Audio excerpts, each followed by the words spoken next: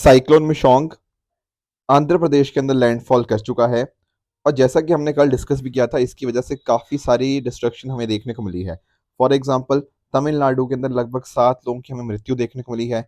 इसके अलावा बहुत सारे एरियाज़ के अंदर एक्सीडेंट्स हो गया, पावर सप्लाई का शॉर्टेज हो गया, उसका कट करना हो गया। तो बहुत सारे विलेजेस के ऊपर बहुत इम्पैक्ट इसका हमें देखने को मिला है। एंड अभी भी इसकी जो स्पीड है, अगर आप देख पाओगे, तो 90 से 100 किलोमीटर प्रति घंटे की यहाँ पे स्पीड, हाई वेलोसिटी विंड्स आपको देखने को मिल जाएंगी। तो कल हमने काफ़ी डिटेल में डिस्कस किया था। तो कल यानी कि 5 दिसंबर की जो न्यूज़पेपर है, जो कल हमने प्रीलिम बूस्टर किया था, उसमें अब इसकी बहुत डिटेल्स आप देख पाओगे साइक्लोन मिशोंग के बारे में। आज हम बहुत सारी और भी न्यूज़ कवर करेंगे। दोस्तों, डेट है आज की 6 दिसंबर 2023 एंड आप सभी का स्वागत है आज के प्रीलिम बूस्टर न्यूज़ डिस्कशन के अंदर। एक इम्पॉर्टेंट जो मुद्दा हमें डिस्कस करना है, वो है डब्ल्यूएमओ का। डब्ल्यूएमओ क्या है सर? This is World Meteorological Organisation. बहुत बार चर्चा करी है हमने इसके ऊपर भी, राइट। तो ये एक संस्था है डब्ल्यूएमओ, ठीक है। इसके द्वारा एक रिपोर्ट निकाली जाती है। सर, कौन सी रिपोर्ट? द रिपोर्ट का नाम है the global climate 2011 to 2020, a decade of acceleration. Basically इन्होंने 2011 से लेकर 2020 के अंदर क्या क्या चीज़ें हुई हैं, उसके रिगार्डिंग, क्लाइमेट के रिगार्डिंग बातें यहाँ पे करी हुई हैं। तो रिपोर्ट का नाम और रिपोर्ट निकालने वाली संस्था, ये आपको पता होना चाहिए, ठीक है। अब इस डिकेड के अंदर, यानी कि 11 से 20 के अंदर, इन्होंने बताया है कि अगर आप नोटिस करोगे हमारे ग्लेशियर्स के बारे में, तो ग्लेशियर्स ना 1 मीटर 1 साल के अंदर श्रिंक हुए हैं इस पूरे 10 साल के अंदर, ठीक है। पर एक इंटरेस्टिंग चीज़ पता क्या है? नंबर ऑफ इवेंट्स बढ़ते जा रहे हैं, पर कहीं ना कहीं जो लोगों की मृत्यु है इन डेथ्स की वजह से, वो कम आई है, ठीक है ना। तो नंबर ऑफ डेथ्स कम हो चुकी है, ये एक अच्छी बात है। अब आप लोग सोचोगे सर, इवेंट्स बढ़ते जा रहे हैं और इतने एक्सट्रीम इवेंट्स भी हो रहे हैं, पर डेथ कैसे कम हो रही है? डेथ इस वजह से हो रही है कम, क्योंकि हमारे पास ना अर्ली वार्निंग सिस्टम आ गए हैं, ठीक है ना।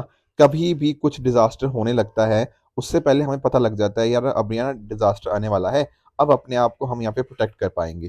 फॉर एग्जाम्पल, अगर आप इंडिया की बात करो, तो यहाँ पर आपने नोटिस किया होगा कि साइक्लोन के रिगार्डिंग यहाँ पर हम पहले से ही पता लग जाता है। मैं आपको एक बताता हूँ, उड़ीसा के अंदर ना आज से 20-25 साल पहले आप जाओ, 25-30 साल पहले, तो जब एक साइक्लोन आता था ना, तो बहुत लोगों की मृत्यु हो जाती थी, क्योंकि या तो अर्ली वार्निंग सिस्टम अच्छा नहीं था, या लोगों तक इन्फॉर्मेशन नहीं पहुंचा पाते थे। इस तरह की चीज़ें थी। पर आजकल आप देखते हो, ठीक है, ऑल दो मिशोंग के अंदर तो कुछ लोगों की डेथ हुई है, पर अदरवाइज कई बार ऐसा देखा गया कि साइक्लोन आते हैं, थोड़ा बहुत डिस्ट्रक्शन करते हैं, पर लोगों की डेथ नहीं होती। तो इस तरह से अर्ली वार्निंग सिस्टम की मदद से ना हमने ये चीज़ इंश्योर कर पाए हैं कि ये सब चीज़ें हम देख पाएंगे। एक अच्छी बात और ये भी है कि कहीं ना कहीं जो ओजोन होल है, उसको, उसकी रिकवरी हो रही है। ये भी हमने डिस्कस किया हुआ है ऑलरेडी पहले भी। एक इन्होंने इस पर्टिकुलर रिपोर्ट के अंदर एग्जांपल दिया है, किसका? उत्तराखंड का। उत्तराखंड के अंदर जो 2021 के अंदर हमें एक रॉक अवलांच देखने को मिला, ठीक है ना, जो कि यहाँ पे देखने को मिला था हिमालयाज के जो नंदा देवी ग्लेशियर हैं। तो इस तरह से ग्लेशियर के रिगार्डिंग ना बहुत सारी आइस पिघलती जा रही है। फॉर एग्जाम्पल, ग्रीनलैंड, अंटार्कटिका, इन्होंने 38% ज़्यादा आइस अपनी लूज कर दी है एज कम्पेयर टू 2001 टू 2010 का पीरियड। तो इस तरह से ना ये पर्टिकुलर आर्टिकल के थ्रू आपको कुछ पॉइंट्स याद रखने थे। एक तो पहली बात, रिपोर्ट कौन रिलीज करता है, और दूसरा कुछ एग्जाम्पल्स। ये सारे के सारे एग्जाम्पल्स ना आप मेंस के अंदर यूज़ करना। जनरल स्टडीज पेपर 3 होता है ना, उसके अंदर डेफिनेटली क्लाइमेट चेंज के रिगार्डिंग क्वेश्चन आते ही आते हैं, GS1 के अंदर भी आते हैं। तो वहां पर ना, रेदर देन राइटिंग कि अच्छा क्लाइमेट चेंज से ये हो जाएगा वो हो जाएगा, आप अच्छे अच्छे एग्जांपल्स दो, जैसा मैं आपको यहाँ पे मेंशन करके बता भी रहा हूँ। तो इस तरह से करंट अफेयर्स को लिंक करके रखो अपने प्रीलिम्स के साथ। तो कर ही रहे हैं हम, but at the same time बहुत सारी एग्जांपल्स मिल रही हैं जो हम मेंस के अपने आंसर्स के अंदर एज अ वैल्यूडेशन लिखेंगे, ठीक है। चलते हैं अपने अगले टॉपिक की तरफ, दैट इज एक्सरसाइज मिलान 2024। देखो, इंडियन नेवी के द्वारा हमारे जो एयरक्राफ्ट कैरियर है, INS विक्रमादित्य और INS विक्रांत, इनको यहाँ पे डिप्लॉय कर दिया गया है फॉर द एक्सरसाइज मिलान 2024, ठीक है। मिलन भी कुछ लोग बोलते हैं, 2024 to be held in February. तो फेब्रवरी के अंदर, फेब्रवरी 2024 के अंदर ये पर्टिकुलर एक्सरसाइज होने जा रही है। और ये अपने आप में ना बहुत बहुत ज़्यादा इंपॉर्टेंट एक्सरसाइज है। रीज़न भी मैं आपको बताता हूँ। पहली बात तो ये है कि ये एक्सरसाइज बाइनियल है। बाइनियल का मतलब सर ये 2 साल बाद होती है। तो यानी कि पिछली वाली कब हुई होगी? सर पिछली वाली 2022 के अंदर हुई थी, अब जाके ये 2024 के अंदर हो रही है। पहली बात तो आपको ये पता होना चाहिए। दूसरी बात ये ध्यान रखना, ये स्टार्ट 1995 के अंदर हुई थी। उस टाइम ना बहुत सारी कंट्रीज, मतलब बहुत नहीं, 4 कंट्रीज इसके अंदर हमें पार्टिसिपेशन यहाँ पे देखने को मिलता था, ठीक है ना, जिसके अंदर आपका सिंगापुर हो गया, ठीक है, आपका इंडोनेशिया हो गया, आपका श्रीलंका हो गया, और आपका थाईलैंड।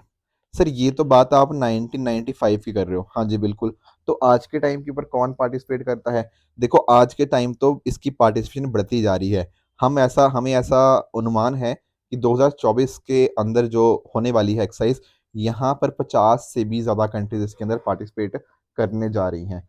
ठीक है? बहुत सारी कंट्रीज, मतलब कभी 18 कंट्रीज थी, कभी 30, इस तरह से। अब अगले साल वाला 50 प्लस कंट्रीज हमें यहाँ पे देखने को मिलेंगी, ऐसा यहाँ पर बताया जा रहा है। सर कहाँ पर होगी एक्सरसाइज? ये विशाखापट्टनम का जो कोस्ट है वहां पर आपको देखने को मिल जाएगी। तो इस तरह से ये बिगेस्ट एक्सरसाइज है जो कि इंडिया के द्वारा हेल्ड करी जाती है, तो इसलिए ये एक्सरसाइज इतनी ज़्यादा इंपॉर्टेंट बन जाती है। बाकी देखो डेफिनेटली यहाँ पे आपके एंटी सर्फेस ड्रिल्स हो गया, एडवांस एयर डिफेंस ऑपरेशन हो गया, एंटी सबमरीन वॉरफेयर हो गया, लार्ज फोर्स मैन्योवर हो गया, ये सारे इस तरह की अलग अलग चीज़ें यहाँ पे इस एक्सरसाइज के अंतर्गत करी जाएंगी। ठीक है? जैसे मैं आपको बता ही रहा था, ये एक्सपैंड होता जा रहा है। आपके इंडियन ओशन रीजन के अंदर इंडिया एक बहुत बड़ा एक प्लेयर बन के निकल रहा है। ठीक है ना? नेट सिक्योरिटी प्रोवाइडर भी हैं हम यहाँ पे। तो ये कुछ पॉइंटर्स हैं आपको यहाँ पे पता होने चाहिए। Plus at the same time महाराज ना, जैसे आप जानते हो सागर डॉक्ट्रिन के बारे में, security and growth for all in the region, India का ये जो इनिशिएटिव है सागर, तो ये बहुत हेल्प करेगा। ठीक है? इसी के साथ ही साथ प्लस यहाँ पर आप नोटिस करोगे तो यहाँ पे हमारे जो साउथ ईस्ट एशिया है, वहाँ से भी बहुत सारे हमारे पार्टिसिपेशन यहाँ पे देखने को मिलेगा। तो हमारी जो एक्ट ईस्ट पॉलिसीज़ हैं, उन पॉलिसीज़ के साथ भी ये बहुत ज़्यादा कोऑर्डिनेशन यहाँ पे हमें देखने को मिल जाता है। तो ये कुछ पॉइंटर्स हैं जो आपको विद रिगार्ड्स टू एक्सरसाइज मिलन पता होने चाहिए। अब देखो एक दो चीज़ें मैं आपको और बता देता हूँ। जैसे फॉर एग्जाम्पल ना, कई बार कुछ एक्सरसाइज आती है और हमें पता नहीं होता। ठीक है? जैसे मैं आपको ना दो चार एक्सरसाइज रिवाइज करवा देता हूँ। जैसे एक एक्सरसाइज है आपकी सूर्य किरण। ठीक है? सर ये कौन सी कंट्री के साथ है? इसको आप याद रखो कि ये नेपाल के साथ है। ठीक है? सूर्य की किरण थोड़ा सा ना नेपाल से आप इसको रिलेट कर पाओगे उसकी लोकेशन के हिसाब से। ठीक है ना? इसके अलावा एक आपको नोमैडिक एलिफेंट देखने को मिलती है।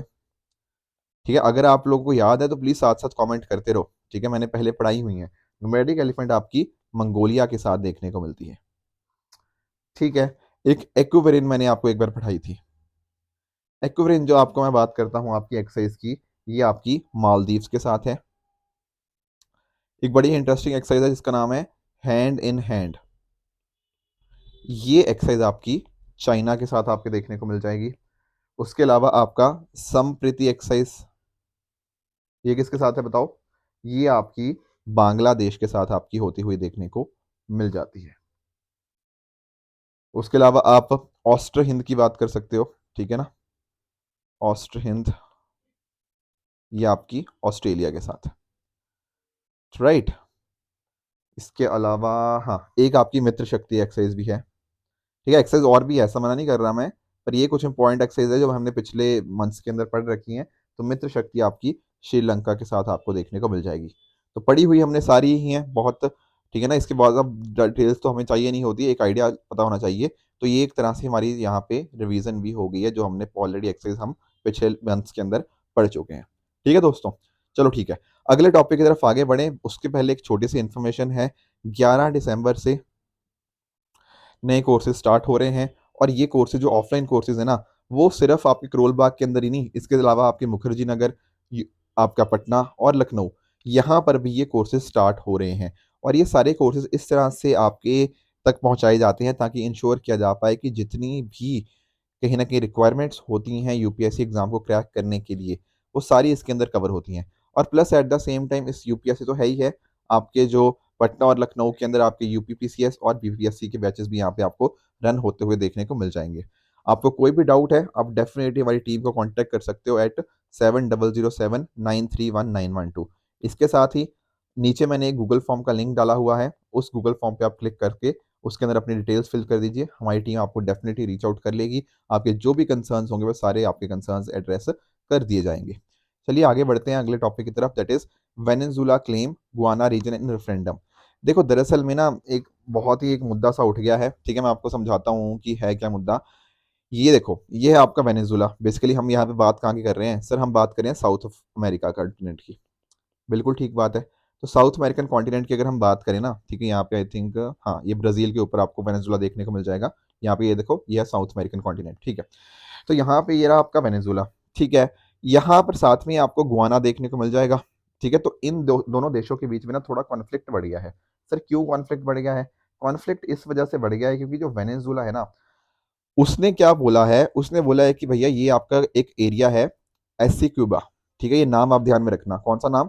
ये वाला, ये वाला एससी क्यूबो। ठीक है, इस टेरिटरी का आप नाम ध्यान में रखोगे। ये वाली जो टेरिटरी है ना, इसके ऊपर क्लेम पहले भी वेनेजुला ने बहुत बार किया हुआ है। देखो, आता ये गुआना के अंदर ही है, पर वेनेजुला इसको क्लेम करता है कि नहीं यार, ये वाला रीजन मेरा है। और ये आज का क्लेम नहीं है, कई सालों से क्लेम किया जा रहा है। चलो ठीक है, अभी क्या हुआ है, वेनेजुला ने ना ऐसा बोला है कि हमने यहाँ पर एक रेफरेंडम करवाया, और यहाँ पर ऐसा देखा कि इस रेफरेंडम के अंदर लगभग 95% जो लोग हैं ना, वो चाहते हैं कि हम वेनेजुला के अंदर मिल जाए। ओके, ये बात हुई है, हाँ जी। तो ये जब बात हुई, इस वजह से वेनेजुला प्रेशर डाल रहा है गुआना के ऊपर कि यार ये वाला रीजन हमें दे दो। आप लोग सोचोगे सर वेनेजुला इतना क्यों इंटरेस्टेड है इस रीजन के अंदर? देखो, इसका इंटरेस्ट होने का रीजन ये है कि यहाँ पर ना आपको बहुत सारा तेल मिलता है। ठीक है ना, यहाँ पे ऐसा बताया जाता है कि वर्ल्ड के सबसे बड़े जो क्रूड ऑयल रिजर्व्स है ना, पर कैपिटा, मतलब पर पर्सन रिजर्व्स अगर हम बात करें, तो वो यहीं पर आपको देखने को मिल जाते हैं। तो ऐसे टाइम के ऊपर वेनेजुला डेफिनेटली चाहेगा कि हम यहाँ पे इस पर्टिकुलर रीजन का कंट्रोल करें। पर एक्चुअल में अगर आप नोटिस करोगे, अभी कंट्रोल किसका है? गुआना का। तो इस वजह से ये जो रीजन है ना, पर्टिकुलर रीजन, ये जो नाम आप ध्यान में रखोगे, ये रीजन इस वजह से काफी ज्यादा न्यूज में बन चुका है। दोनों कंट्रीज के बीच में यहाँ पे इस रीजन को लेकर काफी कॉन्फ्लिक्ट देखने को मिल जाएगा। तो यहाँ पे आप नोटिस कर पाओगे, इस रीजन के अंदर लगभग 1,25,000 लोग रहते हैं। ठीक है, टोटल आपके गुआना के अंदर 8 लाख लोग हैं, जिनमें से 1,25,000 लोग तो यहीं पे रखते हैं। और ये जो पूरा रीजन है गुआना का, 2/3 रीजन तो आपको यहीं देखने को मिल जाएगा। तो रीजन का ना बस एक लोकेशन स्पेसिफिक चीज आपको पता होनी चाहिए। आगे चलते हैं नेक्स्ट टॉपिक की तरफ, that is climate vulnerable forum.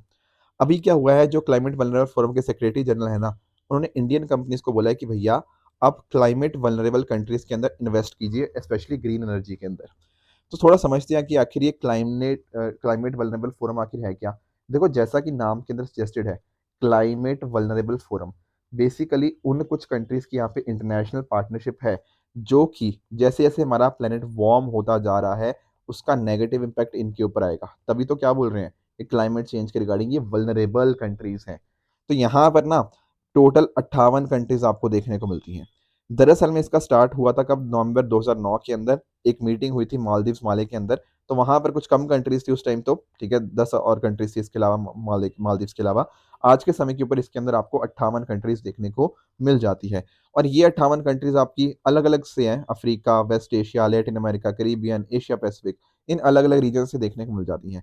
Important बात आपको ध्यान देनी है कि इंडिया यहाँ पर इसका मेंबर नहीं है। क्लियर हुई है बात? इसके अलावा आपके जैसे मालदीव, श्रीलंका, भूटान, पाकिस्तान, नेपाल, ये सारे कंट्रीज इसके मेंबर हैं। और यहाँ पर ये जो फोरम होता है ना, यहाँ पर 2 साल तक प्रेसिडेंटशिप रहती है। तो 2 साल के बाद चेयरमैनशिप यहाँ पे चेंज होती रहती है। अभी कौन है? अभी घाना आपको देखने को मिल जाएगा 2022 से 24 वाले टाइम के ऊपर। तो ये एक साउथ साउथ कॉपरेशन का यहाँ पे आपको एग्जाम्पल आपको देखने को मिल जाएगा। पॉइंट वही है कि क्लाइमेट चेंज के रिगार्डिंग ना बहुत सारे ये वल्नरेबल कंट्रीज हैं। आपको ना एक बार मैंने, थोड़ा टाइम हो चुका है, एक बार ना मैंने ग्लोबल शील्ड इनिशिएटिव बढ़ाया था, वो भी कुछ हद तक ना इसी के साथ आपका लिंकेज आपको देखने को मिल जाएगा। मैं आपको समझाता हूँ। दरअसल में ना एक होता है V20। V20 का मतलब होता है वल्नरेबल कंट्रीज। कौन सी वल्नरेबल कंट्रीज? आपकी वो वल्नरेबल कंट्रीज जो कहीं ना कहीं क्लाइमेट चेंज के रिगार्डिंग काफी वल्नरेबल हैं। ये कंट्रीज साथ में आई हैं ताकि कहीं ना कहीं आपकी क्लाइमेट चेंज को रिगार्डिंग हम कैसे टैकल कर पाए साथ में मिलकर। तो V20 ने मिलकर आपके G7 के साथ, ग्रुप ऑफ 7 के साथ मिलकर आपका ग्लोबल शील्ड इनिशिएटिव इस तरह से स्टार्ट किया था, ताकि एक अच्छी प्रोटेक्शन हम बना पाएं against climate and disaster related risk. Actual में ना ये COP27, पिछले बार जो COP27 हुआ था इजिप्ट के अंदर, शर्म अल शेख के अंदर, वहां पर ये अनाउंस हुआ था। तो ये आप तो क्लाइमेट वल्नरेबल फोरम तो आपको पता ही होना चाहिए, पर V20 भी जो हम ऑलरेडी एक बार डिस्कस किया था, ठीक है, वो भी इसी का ही है, क्लाइमेट वल्नरेबल फोरम का ही एक ग्रुप है। तो उसके बारे में भी आपको एक बेसिक आइडिया मिल गया होगा। ठीक है, तो V20 ध्यान रखना, ऐसी कंट्रीज जो वल्नरेबल हैं अगेंस्ट क्लाइमेट चेंज। आगे चलते हैं, इंडोनेशियाज मोरापी वॉल्केनो एरप्ट्स। ठीक है, ये ना नाम देखो, MERAPI भी आपको मिल जाएगा, या फिर अगर MARAPI मिले तो भी सेम ही बात है। ठीक है, मेरापी बोल लो, मरापी बोल लो, जो भी आप कहना चाहो। तो बहुत सारे यहाँ पे क्लाइंबर्स की डेथ हो गई है, क्योंकि ये पर्टिकुलर वॉल्केनो इस तरह से इरप्ट हो चुका है। देखो, आप जानते होंगे तरह तरह के वॉल्केनोस के बारे में। तो एक होते हैं हमारे स्ट्रेटो वॉल्केनोस। जब मैं बात करता हूँ ना स्ट्रेटो वॉल्केनोस की, तो आप जानते होंगे कि इनकी जो स्लोप है वो इस तरह से आपको देखने को मिलती है। देख रहे हो कितनी ज़्यादा स्लोप है इनकी। तो आपकी काफ़ी स्टीप प्रोफाइल होती है, ठीक है ना? पीरियोडिकली आपके एक्सप्लोसिव इरप्शंस यहाँ पे ये स्ट्रेटोवोल्केनोज़ हमें देखने को मिल जाते हैं, तो कोनिकल वोल्केनो आपको यहाँ पे देखने को मिल जाएगा, जो कि आपका टेफ्रा, ठीक है? लावा तो है ही है, हार्डन्ड लावा, टेफ्रा जो हो गया बेसिकली इरप्शन से जो मटेरियल बना और वोल्केनिक ऐश उसके थ्रू ये बना हुआ है ये पर्टिकुलर वोल्केनो, ठीक है ना? तो बहुत तेज़ी से यहाँ पे फ्लो करता है, पायरोक्लास्टिक फ्लो हमें यहाँ पे देखने को मिल जाएगा, ठीक है? और ये आपकी पैसिफिक रिंग ऑफ फायर, ये रही आपकी पैसिफिक रिंग ऑफ फायर, यहाँ पर आपको देखने को मिलता है। तो कौन सी कंट्री है सर? देखो मैं बात कर रहा हूँ यहाँ पे इंडोनेशिया की, ठीक है ना? ये पूरी पैसिफिक रिंग ऑफ फायर है ये देखो, ठीक है? और यहाँ पर आपको इंडोनेशिया में ये आपको मरापी जो वॉल्केनो है, यहाँ पर आपको देखने को मिल जाएगा। आपको एक काम पता क्या करना है? आपको काम ये करना है कि ये पीडीएफ डाउनलोड करनी है। सर पीडीएफ डाउनलोड करके क्या करें? पीडीएफ डाउनलोड करके इस मैप को ज़रा देखो, ठीक है ना? यहाँ पर आपकी अलग-अलग ट्रेंचेज़ हैं, जैसे कुरिल ट्रेंच हो गया, जापान ट्रेंच हो गया, ठीक है ना? आपकी फिलीपींस ट्रेंच हो गया, mariana ट्रेंच हो गया, जावा ट्रेंच हो गया। ये सारे आपको एक बेसिक आइडिया रखना है इनकी लोकेशन का। सर ऐसा क्यों? क्योंकि देखो यूपीएससी क्वेश्चन पूछता है।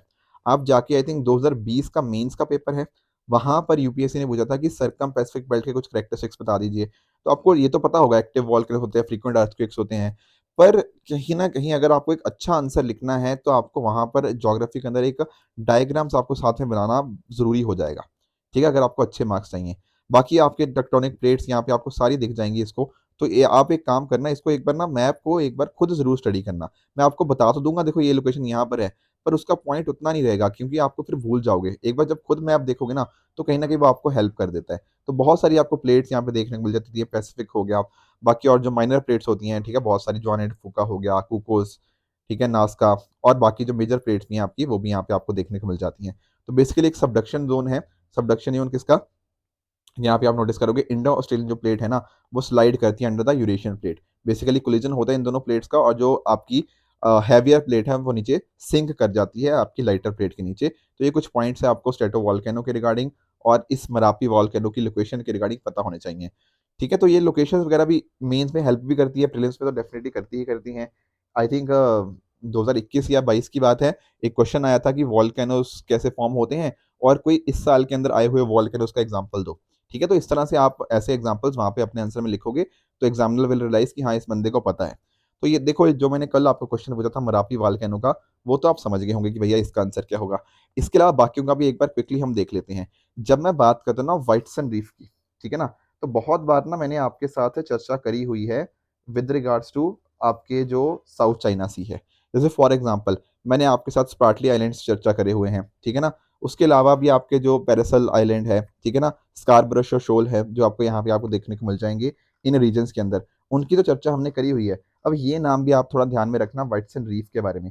दरअसल में होता क्या है ना, जो आपका फिलीपींस है, आपकी जो फिलीपींस है ना, वो बेसिकली बोलता है कि ये जो विट्सन रीफ है, ये एक्सक्लूसिव इकोनॉमिक ज़ोन का पार्ट है उसके।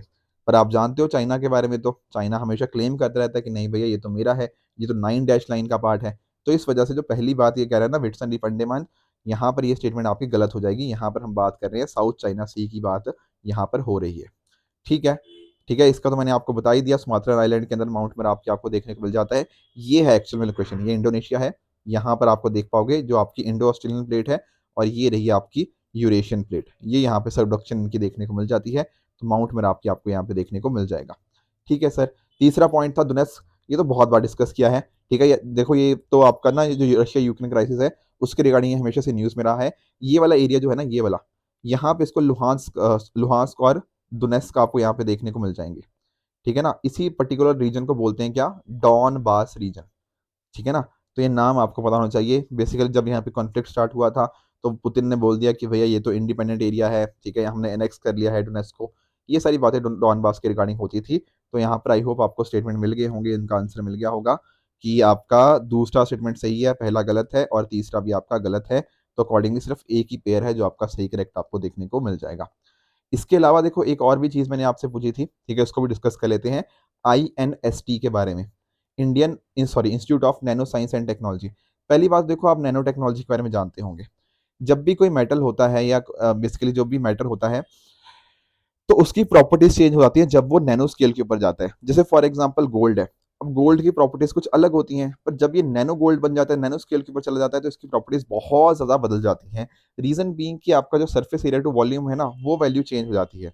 ठीक है ना? और इसको ही हमने अलग-अलग जगह के ऊपर बहुत सारे डिवाइसेज़ के अंदर यूज़ किया हुआ है। आई एम श्योर आपने साइंस एंड टेक्नोलॉजी के अंदर ना नैनो टेक्नोलॉजी बहुत डिटेल में पढ़ा होगा। रीज़न बीइंग कि मेंस के अंदर इसके रिगार्डिंग क्वेश्चंस अक्सर पूछे ही जाते हैं। तो यहाँ पे जैसे फॉर एग्ज़ाम्पल मेडिसिन्स के अंदर इनका यूज़ आपको देखने को मिल जाएगा, अर्ली डायग्नोसिस के अंदर हेल्प कर सकते हैं। एट द सेम टाइम आपकी इफेक्टिव ड्रग डिलीवरी, ठीक है, जिसको हम प्रिसिजन मेडिसिन भी बोल सकते हैं, उसके अंदर भी हेल्प करते हैं। ड्रग डिलीवरी हो गया या फिर प्रिसिजन मेडिसिन हो गया। इस तरह की चीज़ों के अंदर आपकी नैनो बैंडेज आती है, ठीक है ना? आप और बहुत सारी चीज़ें आती हैं, तो मेडिसिन्स के अंदर आप हेल्प कर सकते हो। कैंसर को डिटेक्ट करने के अंदर, उनके ट्रीटमेंट के अंदर हेल्प करी जाती है। Eight the same time carbon nano tubes जो होते हैं, वो आज के समय के ऊपर सिलिकॉन को रिप्लेस कर रहे हैं माइक्रोचिप्स के अंदर। तो इस वजह से ना बहुत सारे इसके एप्लीकेशंस हैं। आप सभी ने ये एप्लीकेशंस आपके साइंस एंड टेक्नोलॉजी जो स्टैटिक पार्ट है, उस पे पढ़ा होगा। तो हमारे यहाँ पे पता क्या हुआ अभी? हमारे जो minister of science and technology है ना, इन्होंने institute of nano science and technology के स्टूडेंट्स को यहाँ पे एड्रेस किया चंडीगढ़ मोहाली के अंदर। ठीक है, थोड़ा सा इस इंस्टीट्यूट के बारे में पढ़ लेते हैं। ये इंडिया का पहला नैनो साइंस इंस्टीट्यूट है जो कि नैनो साइंस एंड टेक्नोलॉजी के अंदर रिसर्च एंड डेवलपमेंट यहाँ पे करता है। ये एक ऑटोनमस रिसर्च इंस्टीट्यूशन है under the society registration act of 1960। ठीक है, जो आपका नैनो मिशन है उसके अंतर्गत ये काम करता है under department of science and technology. तो ये कुछ पॉइंटर्स हैं, आपको पता होना चाहिए। 2013 में इसकी स्टार्ट हुई थी। बहुत सारे फोकस एरिया है, agriculture, energy, environment, quantum materials, ये सारे इसके अलग अलग आपको फोकस एरियाज देखने को मिल जाएंगे। ऑब्जेक्टिव्स यही हैं कि R&D करें, इसके ऊपर थोड़ा रिसर्च एंड डेवलपमेंट करें, रिसोर्स बिल्डिंग करें, बच्चों को ट्रेन करें, एंड पेटेंट्स यहाँ पे जनरेट हों इस फील्ड के अंदर, ताकि इंडिया और भी आगे बढ़ पाए। तो ये है institute of nano science and technology. तो जो मैंने आपसे सवाल पूछा था उसकी पहली स्टेटमेंट भी दूसरी स्टेटमेंट भी दोनों बिल्कुल ठीक हैं। सोसाइटी रजिस्ट्रेशन एक्ट भी है एंड साथ ही साथ आपका ये पहला डेडिकेटेड नैनो साइंस इंस्टीट्यूट है। तो दोनों की दोनों स्टेटमेंट यहाँ पे आपकी बिल्कुल करेक्ट हो जाएंगी। ठीक है, इसके साथ ही मैं 2 क्वेश्चंस आपको होमवर्क के लिए दे रहा हूँ, ठीक है ना? एक्चुअली क्या हुआ, अभी रिसेंटली नेवी डे निकल के गया है, तो उसी के साथ लिंक्ड मैं 2 पहला क्वेश्चन आपका ये रहा। इसका आंसर मुझे आप नीचे कमेंट्स में बताओगे कि आपके हिसाब से इसका आंसर होना क्या चाहिए? एंड सेकंडली आपको होमवर्क दे रहा हूँ विद रिगार्ड्स टू एनसीईआरटी। ठीक है, इसको थोड़ा हम डिस्कस करेंगे। ये क्वेश्चन आंसर की फॉर्म में डिस्कस करने का मेरा पॉइंट कई बार पता क्या होता है? कई बार ना हम इन्फॉर्मेशन पढ़ लेते हैं, पर हमें पता नहीं होता क्वेश्चन में उसको यूज़ कैसे करना है। तो रीज़न बीइंग कई बार अगर हम क्वेश्चंस के माध्यम से अपने टॉपिक को पढ़ने की कोशिश करते हैं ना, तो वो टॉपिक लंबे टाइम तक हमारे दिमाग में बैठ जाता है। क्योंकि अदरवाइज़ हम बहुत सारी चीज़ें भूल जाते हैं। पर जब क्वेश्चन आंसर के फॉर्म में करते हैं तो वो चीज़ें लंबे टाइम तक याद में रहती हैं। तो प्लीज़ इनको कोशिश करना, कमेंट्स में आंसर बताने की कोशिश करना, फिर अकॉर्डिंगली हम इनको भी डिस्कस कर लेंगे। इसके अलावा ठीक है, आपको यहाँ पे होमवर्क मैं दे रहा हूँ कुछ। एक तो स्ट्रेटो वोल्केनो के बारे में बताओगे, ये वाला आपका नेवी के साथ ही लिंक्ड है, और एक यहाँ पे एक डेफिनेशन दी हुई है एक्सोप्लैनेट की। तो क्या ये डेफिनेशन ठीक है या गलत है? इसका आंसर भी आप मुझे नीचे कमेंट्स में बताना। देखते हैं कितना आपको पता है इन चीज़ों के बारे में। कल मैंने आपको जो होमवर्क दिया था, उसका मैं आपको आंसर बताता हूँ। एक था CAC के बारे में, कोडेक्स एलिमेंटेरियस कमीशन। तो क्या ये जो बात लिखी गई है कि FAO और WHO दोनों मिलकर यहाँ पे इसको करते हैं, ये बात बिल्कुल आपकी करेक्ट है। IMO की बात करें, ये कह रहा है it is not a UN special agency, this is false, it is a UN special agency. पहला बात कर रहा है डॉक्टर राजेंद्र प्रसाद जी के बारे में, नहीं। केसरी और मराठा, जो मराठा कह लो, या फिर ये तो आपके तिलक जी के आपको देखने को मिलते थे, तो ये स्टेटमेंट आपको फॉल्स देखने को मिल जाएगी। थोड़ा सा ना राजेंद्र प्रसाद जी के बारे में मैंने आपको ना यहाँ पे राइट अप दिया है, रीजन बीइंग कि इनका भी रिसेंटली जन्म दिवस होके हटा है। तो आपको थोड़ी डिटेल्स मैंने आपकी पीडीएफ के अंदर डाल रखी हैं। प्लीज़ एक बार आप इसको डाउनलोड करके पढ़ना।